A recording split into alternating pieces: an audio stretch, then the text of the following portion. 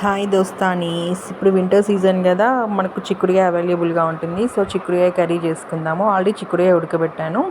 First oil, పోపు దినుసులు, onion, next నేను ఇక్కడ స్ప్రింగ్ ఆనియన్స్ కూడా యాడ్ చేశాను. నెక్స్ట్ సాల్ట్, సరిపడా సాల్ట్ కూడా ఇక్కడే యాడ్ చేసేస్తాను. నేను సాల్ట్ కూడా యాడ్ చేసేసి ఒకసారి మంచిగా కలిపేసుకుందాం అన్నమాట.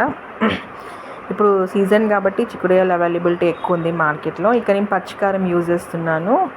పచ్చిమిర్చిని మిక్సీ పట్టుకున్నాను.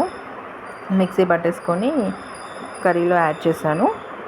నెక్స్ట్ పసుపు కూడా యాడ్ చేశాను.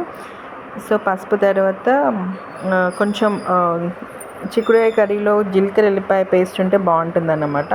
సో కొంచెం జీలకర్ర ఎల్లిపాయ అనేది దంచుకొని పెట్టుకున్నాను. సో ఇక్కడ నేను జీలకర్ర ఎల్లిపాయ కూడా యాడ్ చేస్తాను అన్నమాట. ఇప్పుడు యూ కెన్ సీ హియర్ జీలకర్ర ఎల్లిపాయ యాడ్ చేసేసినాను.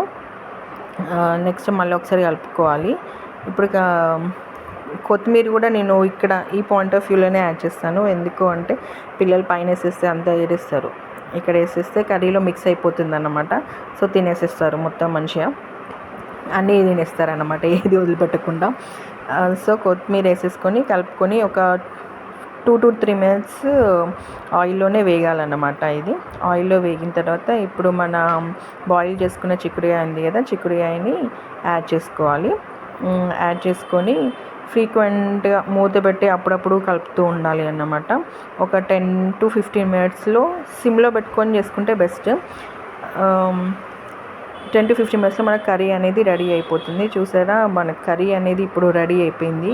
తెలంగాణ స్టైల్ పచ్చి పులుసు, వేడి వేడి అన్నం, చిక్కుడుకాయ కర్రీ, వావ్ సూపర్.